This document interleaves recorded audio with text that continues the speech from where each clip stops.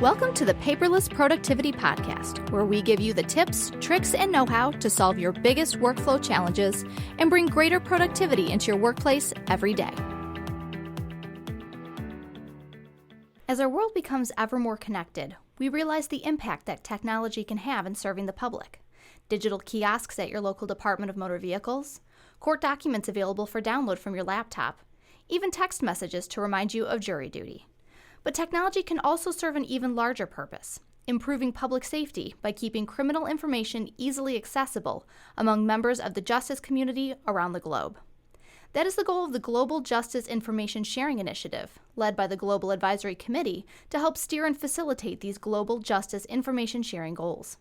Joining us today is Kevin Bowling, current chairperson of the Global Advisory Committee, court administrator for Michigan's 20th Circuit Court, and former president of the National Association for Court Management. So he will have some excellent insight to share on this. Kevin, thanks for joining us today.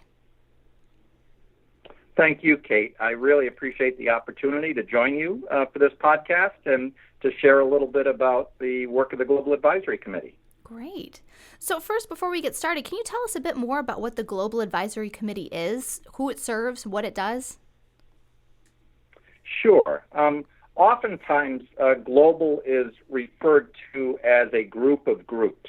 It represents more than 30 independent organizations that span the spectrum of law enforcement, judicial organizations, correctional facilities, and other related bodies. The reason we come together has to do with the Global Justice Information Sharing Initiative, which was started at the federal level 18 years ago. And Global as an organization is actually a federal advisory committee. In that role, we advise the U.S. Attorney General on justice information sharing and integration initiatives. So we were really created to support the broad-scale exchange of justice and public safety information.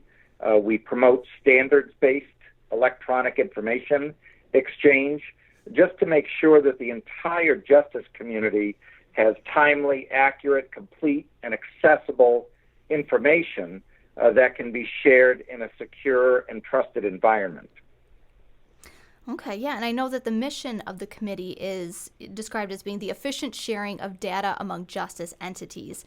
And I know that the group describes that as being at the very heart of modern public safety and law enforcement. So what does that mean to you and to the group? Well, I think two of those words that you used in your intro really get to the heart of the matter, and that's public safety. That's really what we're trying to support through the work of the Global Advisory Committee. We want to support those people that are keeping our nation and our communities safe. You know, there are threats to our safety that come from not just elsewhere in the world, but sometimes just around the block. And often our recommendations or the resources that we produce are helpful to law enforcement and other justice agencies in learning some of the new technology that's available or best practices for information sharing so that we can really focus on this primary issue of public safety. Yeah, that's definitely a really important initiative, and I'm sure that the committee, really works hard to focus on that. So, what do you feel is the impact of the type of this information sharing? What kind of impact does that have? Like you said, not only around the country, perhaps around the globe, but right here in your own neighborhood. Well, there are a lot of different impacts, Kate, and I can't, overemphasize any of these. You know, something that I think many of your listeners are familiar with as an example is the alert system. You know, people have heard about things like Amber Alerts that exist when there's a missing child. And if a child's been abducted or endangered in some way, then these Amber Alerts can go out. Well, when Amber Alerts started, that was part of efforts with the Global Advisory Committee and the Bureau of Justice Assistance and other information sharing groups. We also have blue alerts that are available for law enforcement when we're trying to help deal with violent criminals who may pose a direct and imminent threat to law enforcement or to different communities. And we've looked at starting other kinds of alerts, like silver alerts, for example, that might focus on information exchange that would help the elderly and more vulnerable populations. So there are, that's one specific example, just the alert system to share information. But we also look at nationally recognized protection of privacy and civil liberties. And when we start talking about sharing information, a lot of information, oftentimes it can be very sensitive information or private information. And one of the things that Global has been able to do very effectively is not just look at the side of sharing information, but also to provide training materials and resources for justice agencies about the importance of privacy issues and civil liberty issues that go hand in hand with information sharing. So that's a real critical part of our mission, as well as providing standards, adopting standards so that when law enforcement or other justice agencies are comparing information or sharing information, that we're able to speak the same language, that we have a similar, if you will, data dictionary, so that when it's important to compare apples with apples, we're doing that well and not comparing apples with oranges. So those are all parts of how the Global Advisory Committee looks at working its mission with that efficient sharing of data among justice entities. We want to do it in ways that are going to be helpful, are going to allow our justice agencies across the country to be more responsive and to be able to help folks in our communities in very tangible ways.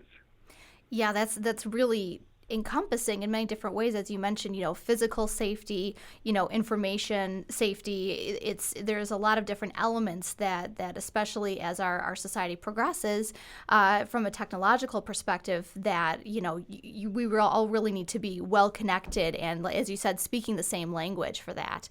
So especially when you mentioned the alerts and everything, it sounds like technology plays really a large part in this. So can you tell me a little bit more about that? I'm going to do my best, Kate, with that, but I'm going to do it with a caveat. One of the reasons I got involved with the Global Advisory Committee, and in my role there, I represent the National Association for Court Management, which is the largest court management organization in the world. And we represent court administrators and frontline court managers in every state in the country and in a variety of other countries as well. But one of the things that I've learned in my job is that I am not a technologist. Mm-hmm. So when you ask me a technology question, it's always kind of interesting to think about how I'm going to respond, because I know my limitations there, and part of my motivation for becoming part of Global was to learn more about technology, since it really does have an impact on how we do business and how we can do a better job going forward. So I pulled out a couple of specific examples that are part of what we refer to as the Global Standards Package. And all of this information is online and available for any of your listeners if they're interested, and I can give you the website later on if you like. But even just a quick search for Global will take you to our information sharing page. But with our global standards, and this is part of the technology answer, we have something called a global reference architecture.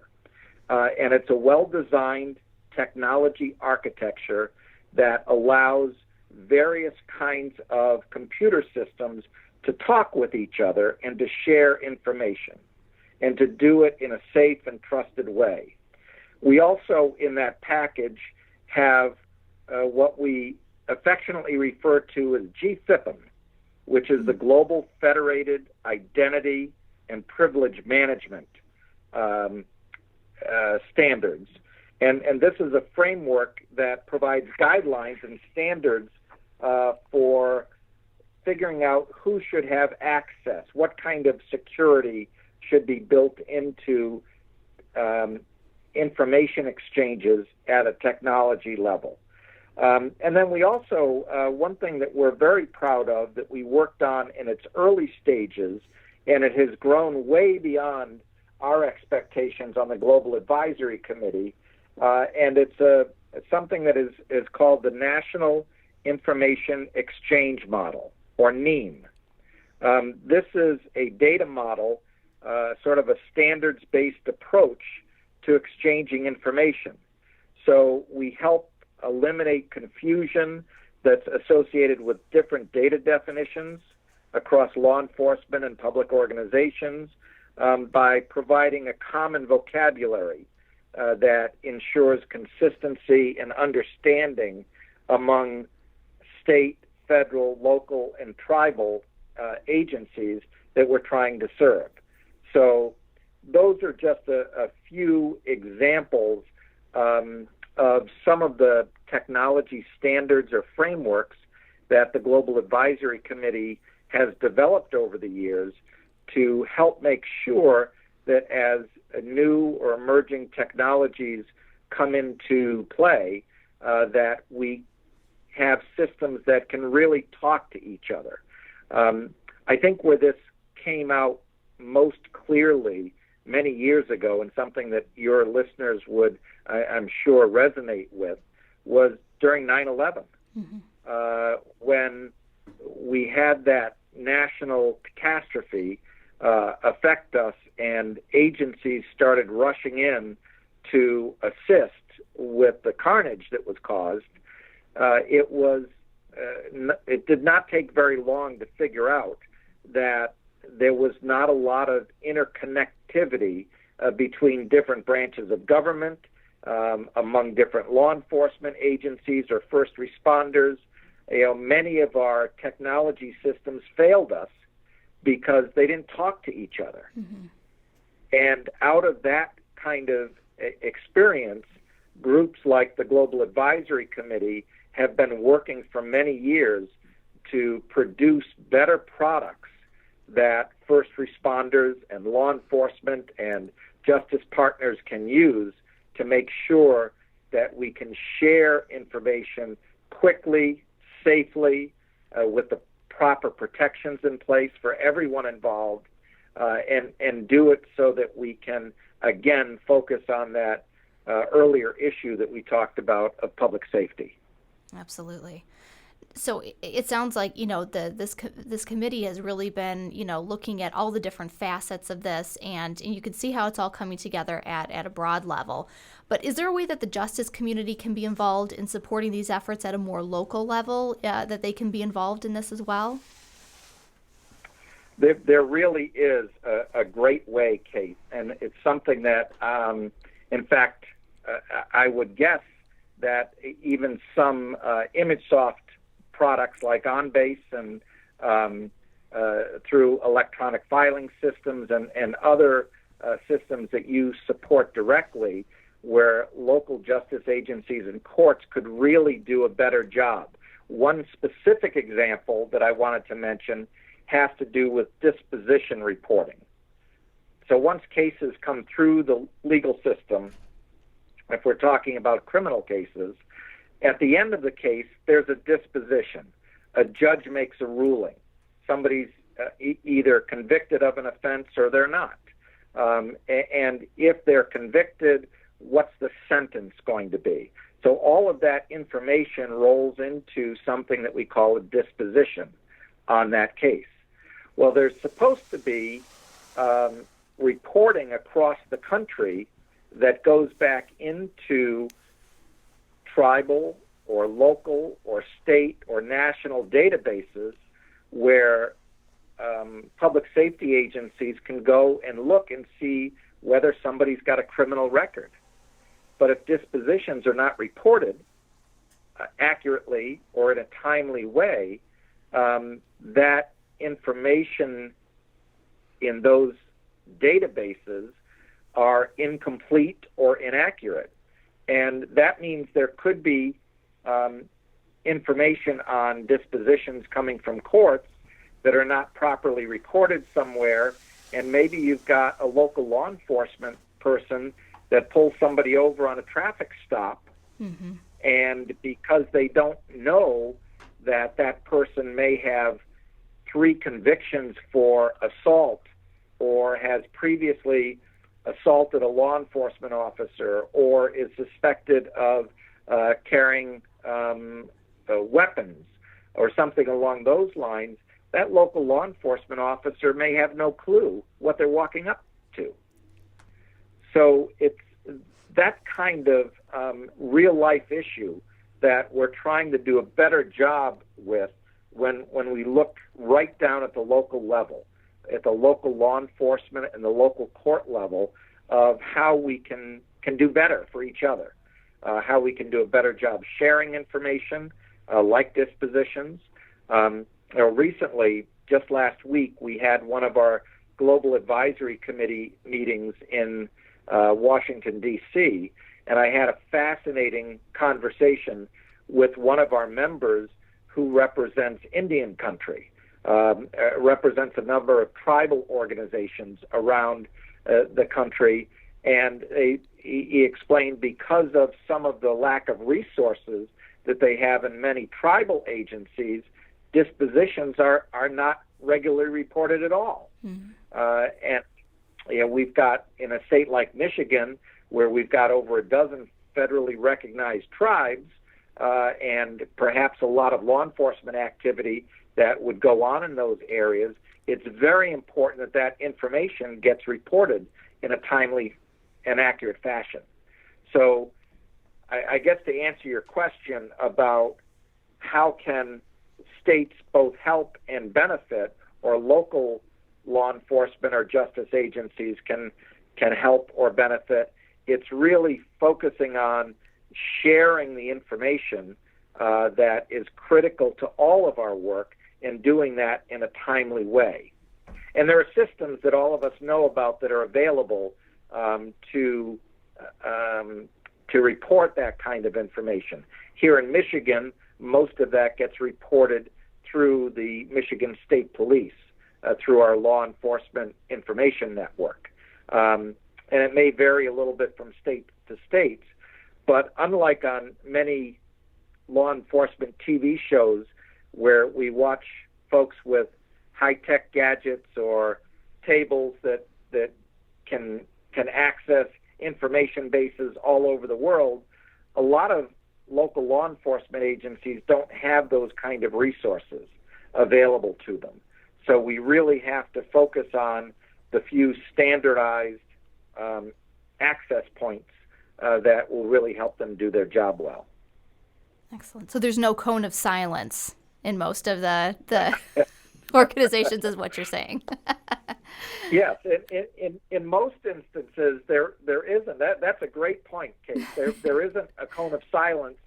Most of this information is public information. It may be considered sensitive information, and there may be different levels of access for people who need it versus people who don't need access to it.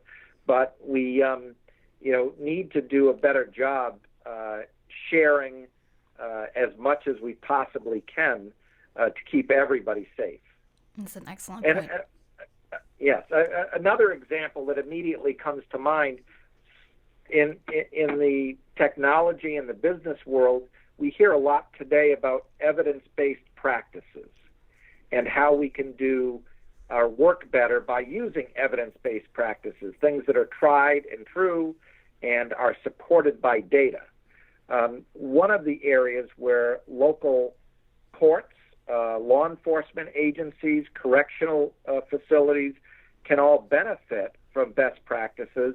Many of us are now using risk assessment instruments where we can share information about a person's prior criminal history, about current offenses, about how they have fared in different correctional facilities, and we can use these evidence-based risk assessments that can also be automated for quick sharing of information and do a better job of focusing on behaviors that are either likely to be repeated in the future or not likely to be repeated.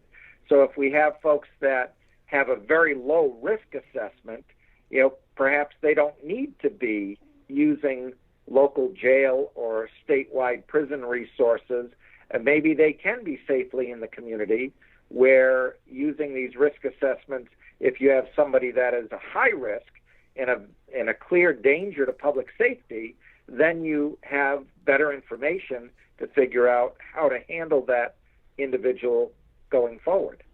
So it's a very important part of how we do our work and how we can improve how we do our work every day. Yeah, absolutely. And you said that there was, a lot of this information, as you mentioned, is available, especially the work of the committee is all available on a website you mentioned. Would you mind sharing that real quick so everybody can check it out? Sure. If someone were to search for OJP, which stands for the Office of Justice Programs, ojp.gov/global, that will take them to the Global Justice Information Sharing Initiative site. And there they can learn about a variety of resources. I'd mentioned that Global's been around for 18 years. And in that time, we have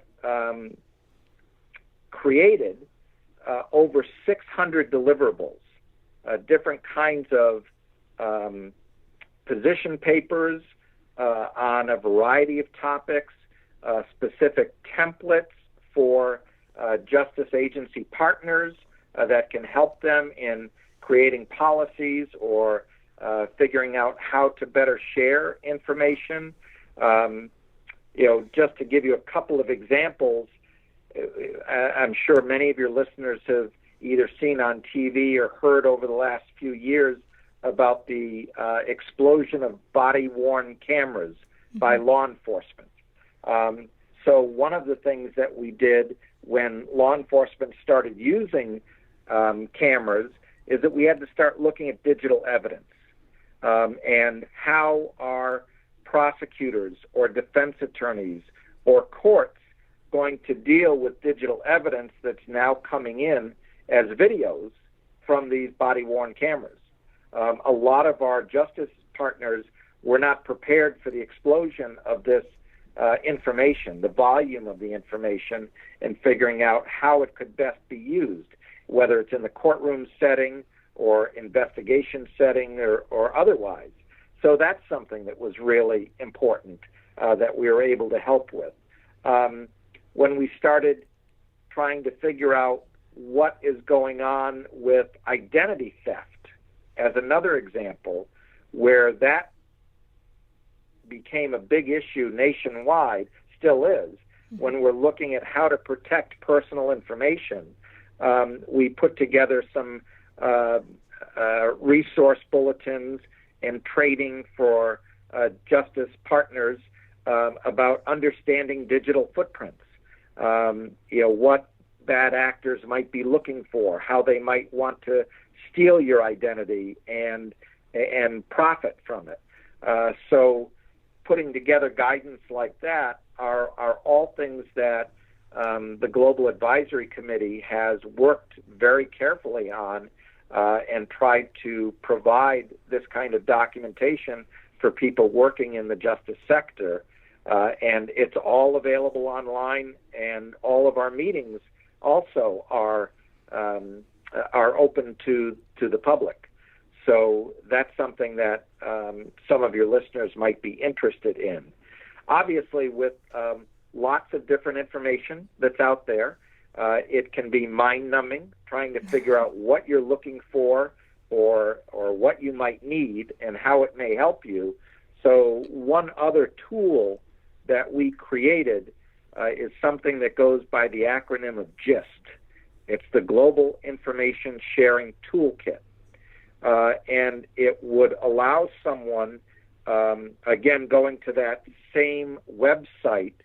Again, I'll give you the full website again. It's www.it.ojp.gov/GIST, GIST. And going there, anyone that's listening could set up their own toolkit. You can go and peruse the various training materials, the reference documents, different resource bulletins that have been developed, and you can create your own online toolkit of what would be most helpful for you and have it available to you whenever you need it. So that's another way we've tried to make it easier for folks working in different justice domains to be able to participate and use the materials that are available. And hopefully, if they find them helpful, we'll get some feedback, or if there's something else that they feel like it's missing, then we can try to work on that as well. Yeah, that's really helpful. And this is so much excellent information. We'll make sure to have everything listed in the transcript, especially those websites on the ImageSoft website. So anyone who's listening, if you wanted to go back and find those websites, we'll make sure that we have all of that listed there so that you can go and use some of these tools and hopefully provide some additional feedback. So thank you so much for sharing all of this with us today, Kevin. This was, I think, really insightful and hopefully is a great resource and perhaps even starting point for a lot of organizations that want to become involved for this as well. Well, I certainly hope so. And like I said at the beginning, I really appreciate the willingness of ImageSoft to reach out to a group like the Global Advisory Committee and give us a way to share some of this information with your listeners. I think I'd mentioned to you earlier, having been an ImageSoft customer for many years now, I've seen the value of the work that you do, and I know that even in our own court, by using the on-base software and working with your staff on our current e-filing project here in Michigan, by using those tools that you make available, it allows us to do a better job at a local level, providing information that needs to be shared with other local agencies, state agencies, and federal agencies. So it's really been beneficial to have those kinds of tools to help support our mission for better information sharing. So I just wanted to mention that and thank you again for giving us an opportunity to talk a little bit about why global matters, what we're doing, how we're trying to support our justice system partners, and hopefully, in the end, providing safer communities for all of us to live in and thrive in. Thank you so much, Kevin. That's absolutely true. And thank you, everyone, for joining us today. And if you haven't already, be sure to subscribe to Paperless Productivity, where we'll tackle some of the biggest paper-based pain points facing organizations today. We'll see you next time. Thanks again for joining us today for this episode of Paperless Productivity. This podcast is sponsored by ImageSoft, the paperless process people, which you can learn more about at imagesoftinc.com. That's imagesoftinc.com. Join us next time where you'll learn how to harness the power of technology, supercharge efficiency, and accomplish your organization's goals.